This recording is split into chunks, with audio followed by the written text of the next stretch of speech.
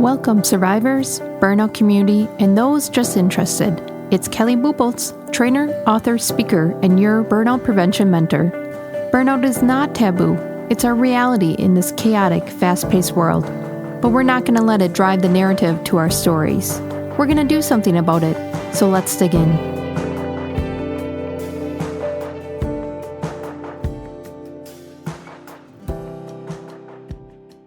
I often get asked with people who are stress addicts, workaholics, or just in burnout.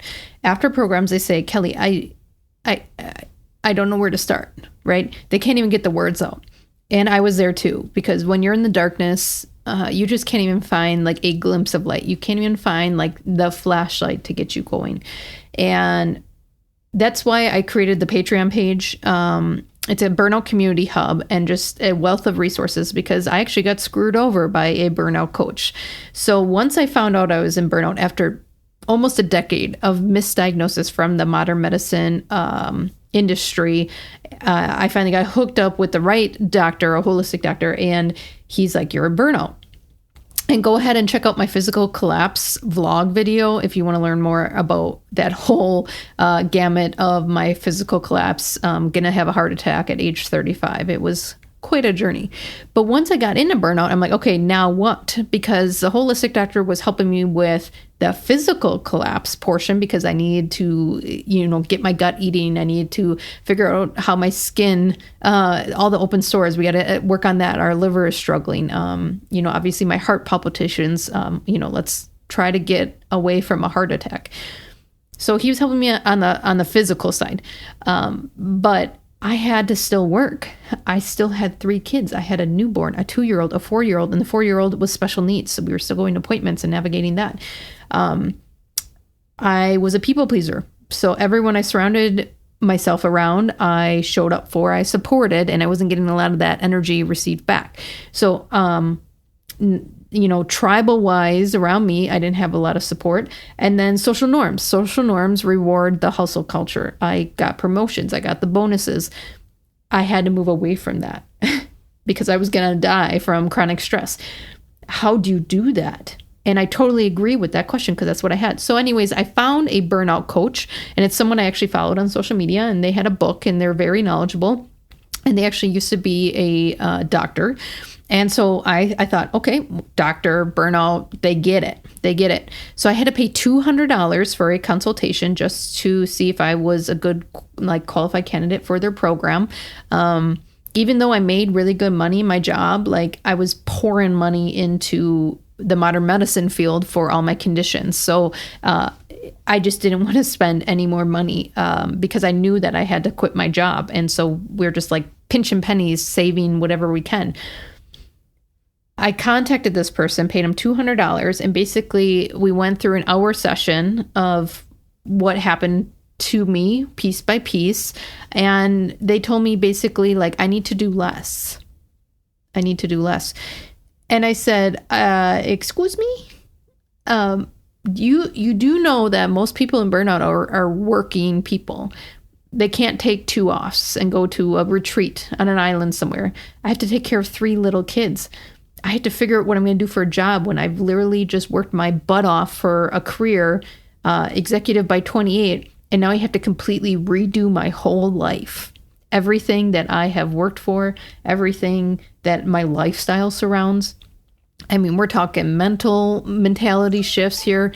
We're talking about mindset shifts. We're talking about redoing relationships, removing toxic relationships. I mean, big overhaul transformation. And she's just telling me you have to do less. And I said, so how do I do that? And she said, well, you have to do less. Basically, to summarize that 1-hour session, complete waste of my time. And I actually emailed her after because she emailed me a bunch of sales stuff after about, you're a great fit for my program. What am I going to get out of your program? I didn't even get anything out of the hour conversation that we had. You just told me to do less. I know that. How do you do that in an ever demanding world, in this hustle world? And I have 3 little beings that I have to keep alive. So I was super frustrated. And this was years ago. This was in 2021.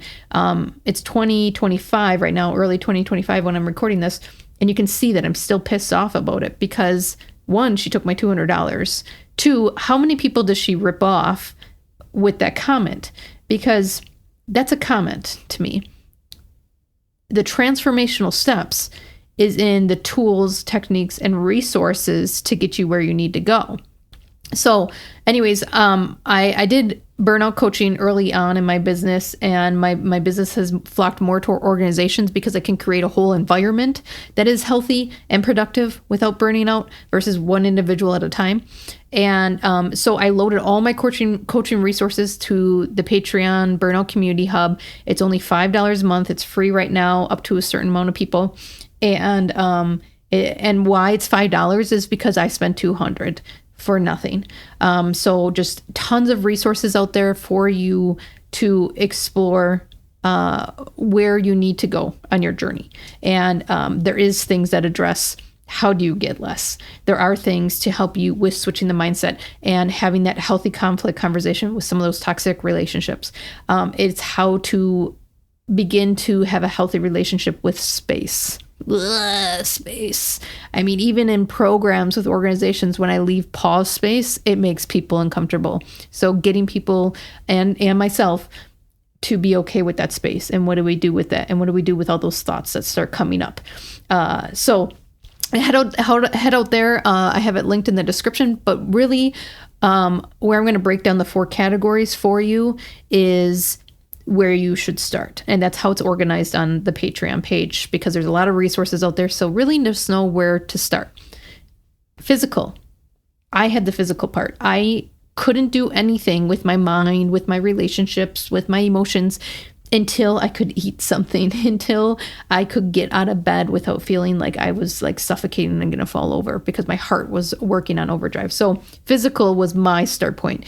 If physically you're not having severe symptoms, maybe that's not your start point. But we all know, like, physically, if we don't feel well, we're not going to do energetic things in relationships, and we're not going to process emotions when you can, you don't feel good, you don't feel like eating, or you're eating the wrong crap, right? So physically, it does bleed into the other categories. But if you're not severe in that category, maybe then your category is the second one, cognitive. So this is the brain fog. This is the decision fatigue. This is like slight memory loss. Like you just met someone, they said their name, and you walk away and you can't remember their name when you used to be on point with that. So cognitively, there's some tools in there. Maybe that's where you need to do some work, which means reducing some distractions. I have some tools out there for that. Baby steps, again, bite-sized steps. How are you prioritizing your day to take back control? Where are you giving away control? And how do you get that back? So that's the second one, cognitive. So physically, is that where it's hurting the most? Cognitively, is that where it's hurting the most? The next one is emotional. Not a great one for me to go through a category, because I was a 90s turnkey kid. And if you don't know what that is, it's basically your parents worked. It's not like they worked all the time for the big bucks. They worked just to live, like to put food on the table.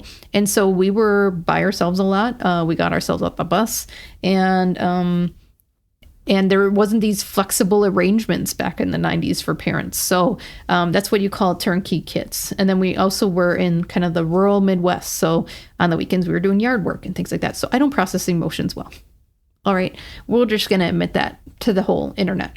So I had to learn how to process emotions. I had to learn how to name the emotions so I could start processing them.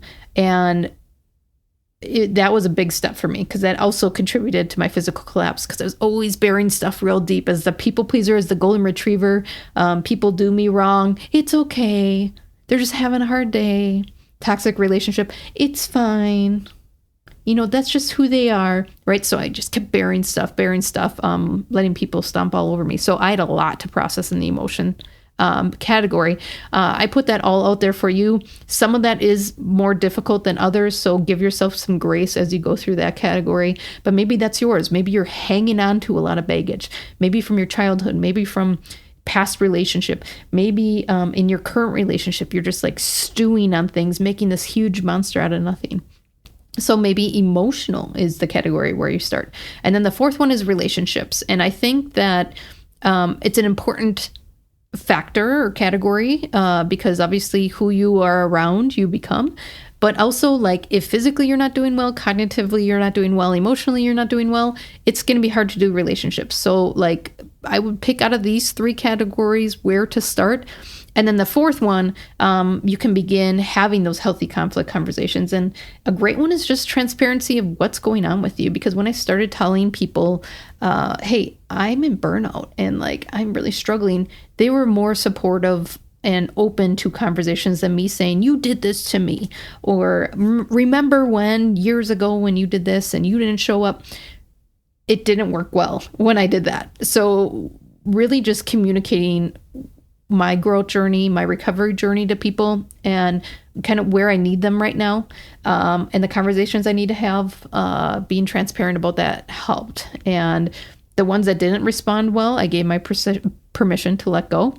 And again, that goes back to the emotional category. So head out there. Again, there's some free memberships just kicking off the burnout community. I just loaded items at the beginning of the year here in 2025. All my coaching resources, all the resources I used in my burnout recovery, because I don't want you to hire a coach that's going to screw you over. I want you to have endless resources to kick off your journey, moving you from this zombie mode, from this blah state, and into liveliness and into energy and being excited for the day. So to answer the question, we're at 10 minutes.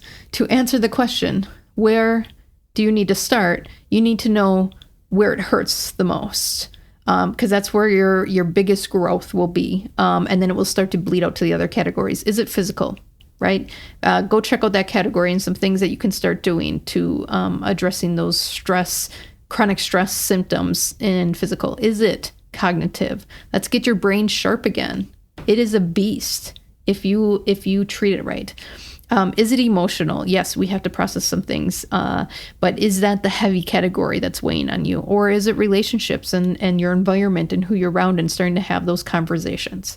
I hope you enjoy what's out there, and the comments are open. If you are looking for other resources, or you're struggling in a certain area that's not addressed out there, feel free to leave a comment, and I have enough resources in my belt and resources in my burnout community to provide you some more tools and techniques out of this zombie nose, out of this darkness, and back to energy.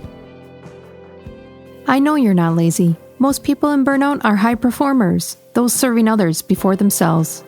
Don't discount this step today, the action in which you focus on your self-growth.